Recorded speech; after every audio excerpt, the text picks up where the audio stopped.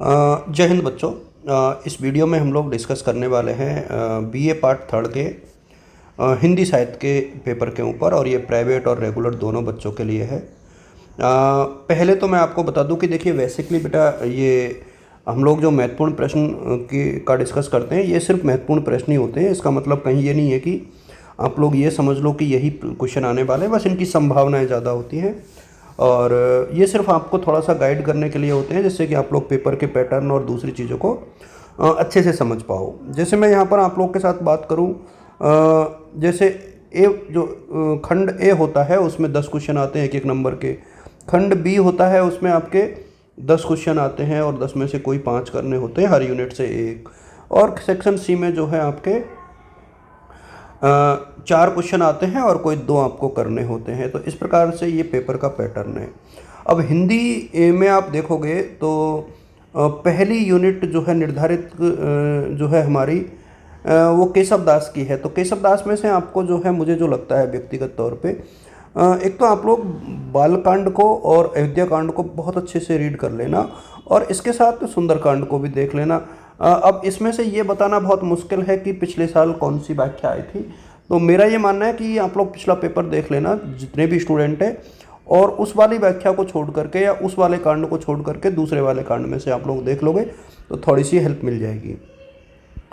इसी प्रकार से बिहारी की बात करें हम लोग, तो बिहारी थोड़ा सा एक प्रकार से बड़ा सेक्शन है, और इसमें तो आपको पढ़ना ही पड़ेगा बिहारी वाली क्योंकि बहुत सारे हैं। अब इसमें से इम्पोर्टेंट मैं अपनी तरफ से बताऊं वो थोड़ा सा ठीक नहीं होगा, क्योंकि मुझे इसके बारे में ज़्यादा आइडिया भी नहीं है।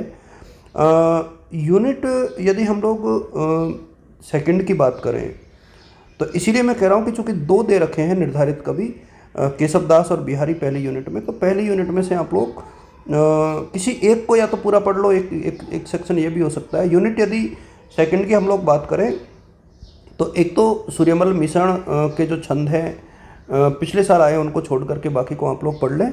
और इसके अलावा जो है घनानंद में से आप लोग थोड़ा सा देख लें, पुरानी व्याख्याओं को छोड़ करके, जो पिछले साल आई है उनको छोड़ करके। इसके अलावा हिंदी साहित्य का इतिहास, जिसमें रीतिकाल में किस प्रकार से इसका विकास हुआ है, उसका विभाजन, इसको थोड़ा सा अच्छे से रीड करें। उद्धव शतक तो चूँकि संपूर्ण ही दे दिया तो यहाँ इम्पोर्टेंट नहीं लग पाएगा। पिछले साल के क्वेश्चंस को छोड़ करके कुछ नए क्वेश्चंस इस बार आप लोग रीड करें। यदि यूनिट 5 की बात करें तो मेरे सामने डायरेक्ट आ जाओ। आप लोग जो हैं, एक तो रस और रस के स्वरूप हैं और रस के लक्षण हैं, उनको बहुत अच्छे से देख लें, विश्लेषण भी देख लें। इसके साथ ही हिंदी के प्रमुख रीति आचार्य और उनका चिंतक जो है, एक क्वेश्चन यहाँ से रीड कर लें तो ये पेपर आपका अच्छा हो जाएगा। प्रयोजन मूलक हिंदी में मैं ज़्यादा अच्छे से बता पाऊँगा, तो इसके क्वेश्चंस मैं आप लोग के साथ 1-2 दिन में साझा कर दूँगा। और आप लोग बेटा DS एजुकेटर जो अपना टेलीग्राम ग्रुप है उसको ज्वाइन करके रखें, वहाँ से आपको काफ़ी डिटेल्स जो है मिलेंगी, तो you can also join there. और धीरे धीरे मैं बाकी जो सब्जेक्ट है उनके भी इंपॉर्टेंट क्वेश्चन साझा करने का प्रयास जो है करता हूँ। आप सभी को शुभकामनाएं। Wishing you all the best और good luck. Thanks to all of you.